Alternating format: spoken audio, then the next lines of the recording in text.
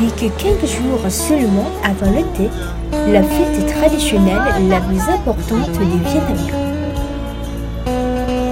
L'atmosphère printanière s'installe aux quatre coins des villes et villages. Parmi les dernières préparations de cette occasion exceptionnelle, chaque famille achète une branche de fleurs de pêcher ou un kumquat qui embellira la maison pour les premiers jours de l'an. Ces plantes décoratives sont depuis longtemps le signe de l'arrivée du printemps. Le rose éclatant de fleurs de pêcher, associé à la verdure pleine de vitalité des kumquats, agrémente les rues à l'approche du Tết.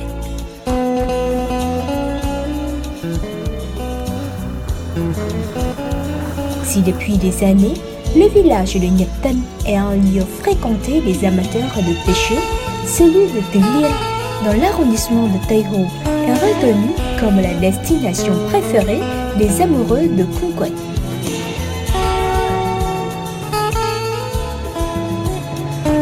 En ces derniers jours de l'an, le village est plus tumultueux que d'habitude. Les charrettes chargées de kumquat se ruent vers les grands marchés de fleurs de la capitale.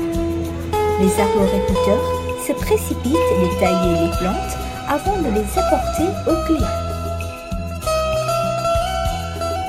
Actuellement, la terre agricole de Tứ Liên s'étend sur plus de 100 hectares, dont plus de 30 hectares sont dédiés à la culture des kumquats.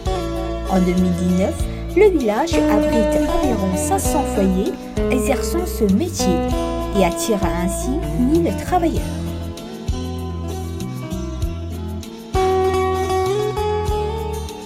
Fort d'un esprit ouvert, les propriétaires des jardins à Tứ Liên s'adaptent aux nouvelles tendances de consommation des clients qui changent d'une année à l'autre.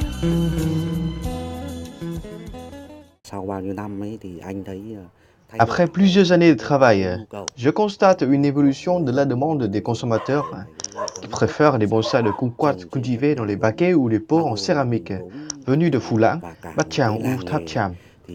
Tout le village suit cette tendance. Seules quelques familles cultivent encore les arbres sur sol. Un bonsaï est un arbuste cultivé dans un pot dont la forme évoque celle des arbres matures dans la nature. Sa culture, un véritable art d'origine chinoise, est connu dans plusieurs pays orientaux, dont le Vietnam. La minutie, la prudence et surtout la persévérance sont les qualités indispensables des arboriculteurs. En effet, les jardiniers doivent se préparer pendant 2 à 3 ans avant d'obtenir un beau bonsaï de kumquat. Ensuite, la plante est miniaturisée et modelée par différentes techniques. Taille des branches et racines, gestion des apports nutritifs, etc. Au début de l'année, nous les mettons de la terre dans le pot. Au mois de février ou mars, les plantes y sont transposées. Les jardiniers en prennent soin jusqu'à la floraison. Avant la période de récolte, nous devons lever toutes les fleurs.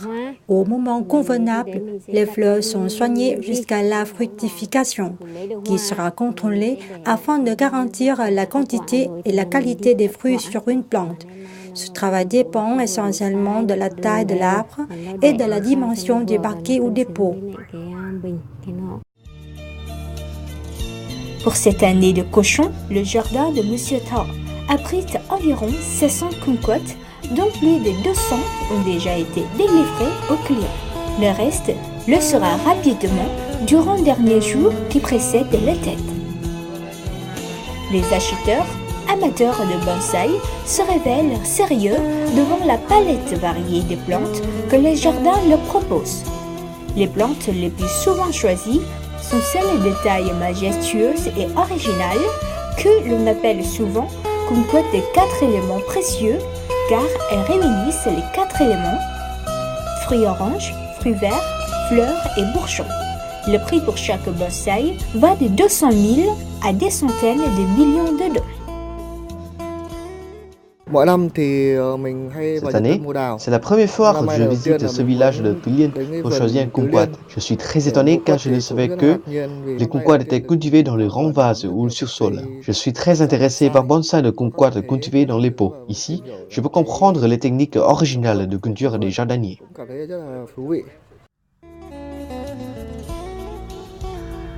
Les jardins immenses, couverts de la verdure fraîche des kumquats, attirent de nombreux visiteurs, vietnamiens mais aussi étrangers, qui se découvrent pour la première fois l'ambiance festive de la fête traditionnelle vietnamienne.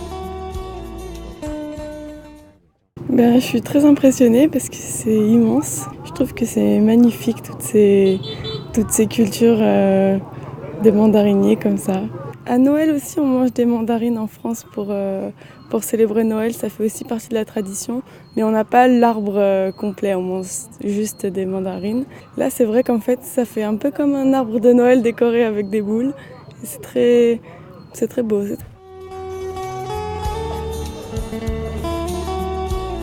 L'été d'approche à grands pas et les dernières préparations garantiront une fête joyeuse.